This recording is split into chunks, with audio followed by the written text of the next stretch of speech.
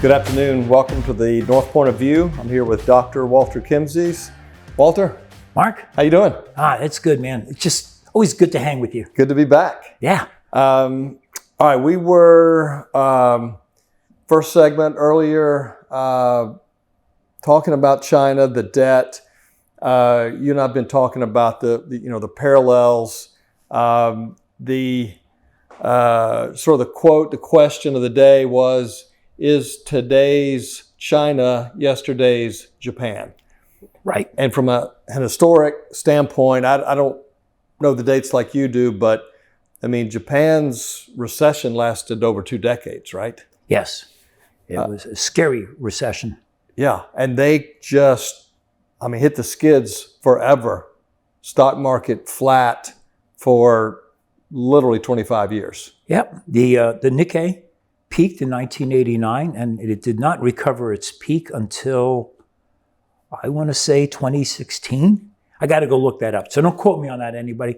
Okay, Yeah. but it was essentially that long, 25 years. And so what are the parallels with the Japan of the late 80s with where China is today? All right, so I'm going to keep it few things. There's a lot of stuff that's very similar, but the key thing is the population growth rate in Japan was declining. Yeah. And we've talked about this before. We know as you urbanize a population, urban kids are too expensive, so you have few of them. Yeah. And these are mega trends that, like, every country, you and I've looked at the charts and you can go through, and it's a very strong indicator. Right, of the future of a country. Oh, absolutely. Because what drives GDP are 2 things. It's the growth of the labor force, and it's the growth in the output per worker. Right. And so what happened to Japan is their population growth rate was tanking pretty badly. And as it goes down to 0, any positive GDP growth number you have is driven by productivity growth. Yeah, only. Exactly. Right. So, for example, right now, the U.S., we talked about it a couple of months ago, but it's 0.2% is the working force population forecast for the U.S. for the next 10 years. Yeah. So what do you think our GDP growth forecast is going to be? Well, it's going to be 0.2 plus whatever productivity growth. Who's good at forecasting productivity growth? Raise your hand. Don't look at me. All right, nobody's good at that.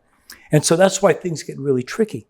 But that's why everybody's hanging their hat on the AI right now too, right? Oh, yeah, exactly. Oh, yeah, the AI is going to save it. It's going to make us. Come on, this isn't real AI. It's fake AI. But that's another discussion. Another discussion. All right. So Japan started to feel the pressures of lower and lower population growth.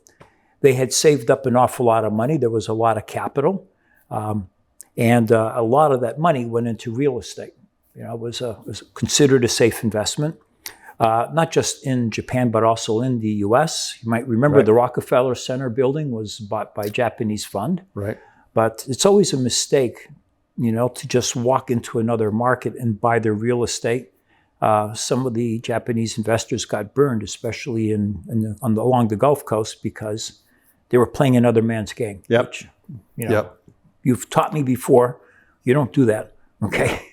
So anyways, but the real estate valuations in Japan went sky high. All those buildings in Tokyo and Kyoto, and just wonderful cities, but it was out of kilter. And a lot of this was owned by banks, and banks had loans against that. And the banks in Japan at the time had gotten up to being worth 4 times more than Japan's GDP. Wow. So that was a warning sign. Yeah. But, as we've talked about before in bubbles, fear and greed, it's all about the greed. Well, eventually this came to an end. It blew up in 1989. And as the banking system started to come apart, because the banks are all connected. You make me a loan to me, I go deposit it, in Jimmy's bank, and then Jimmy makes a loan, and that money gets deposited in your bank. And so the whole system is cash flows going back and forth amongst all the banks. It's interconnected. Yeah. Exactly. Like people learned in 2008 when the Fed stupidly let Lehman Brothers blow up. It was like shutting down I-95 from Boston to Miami. Yep. A mistake. So that's what happened early on in Japan. The banks then, weren't very honest in disclosing who they owed money to. And in the meantime, they couldn't make any loans because they didn't have as much money as they implied they did. And Japan's growth rate started to drop. The population growth rate was slower and slower, and the productivity growth wasn't that great. In the meantime, in 1987, Reagan had dropped 100% tariffs on Japanese exports to the US, particularly tools and electronics.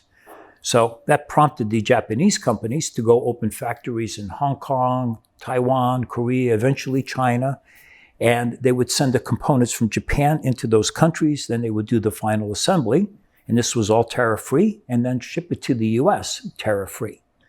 And so at this point, we've got the decline in the workforce population, right? Mm-hmm. We've got an over-dependence, a leverage on real estate, and a tariff situation, right? Exactly. 3 common denominators. Right. Now we go look at China today. Working age population has been declining since 2016, according to these, international statistics agencies. And it's agencies. a pretty easy trend line to look when you know the history of what the Chinese government's been doing. Exactly. Look, they urbanized the population. That really hurts population growth. And then they left the one-child policy too long. Yeah. So that's not going to be good. Japan's problem wasn't as bad in the sense that the pyramid, the population pyramid, so if you plot by age group how many men and women there are on the horizontal axis, it looks like a pyramid, roughly equal numbers. And then as you go up, you get fewer and fewer older people because they've died off. You look at China's and you've got the male side like this and the female side like that. Yeah. So it's too many boys, too few girls. So for the population growth rate to pick up, in China, the only way you're going to do it is if you force everybody out of the cities and send them back to the farms. Because in an urban setting, a child is too expensive. We've talked about that, right? You have to have their own room, their own car, you pay for college education, private school, and if they're ugly, maybe a nose job before they go to the college interviews because, heaven knows that some of these better colleges hire you for your looks and not for your brains. Yeah, and then you take a look at just the raw numbers in terms of, trying to reverse the trends in a nation like China. It just doesn't work. No, and Japan tried in vain. And so we learned a lot of ways that it won't work. Right. Just by watching Japan. In fact, I'm an ardent student of Japan because I think America is going right after Japan and China. Our population growth rate is really low. So I'm trying to develop new instincts and I'm struggling because I grew up in a world of 2% population growth. Right. And all of a sudden it's 0. Yeah, flat line. Oh man, you're all of the numbers in your head that you work things off of and forecast, it's gone. Right.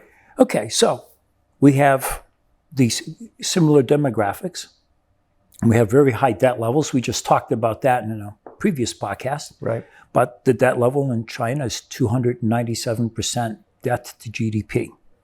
So that's another very similar thing in place.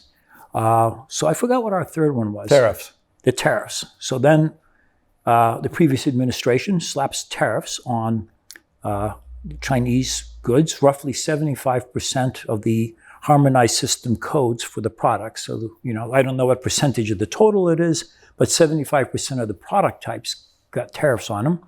And, we try to warn people that what you want to do is go buy land in Mexico because there were going to be a lot of new Chinese maquiladoras being put in place.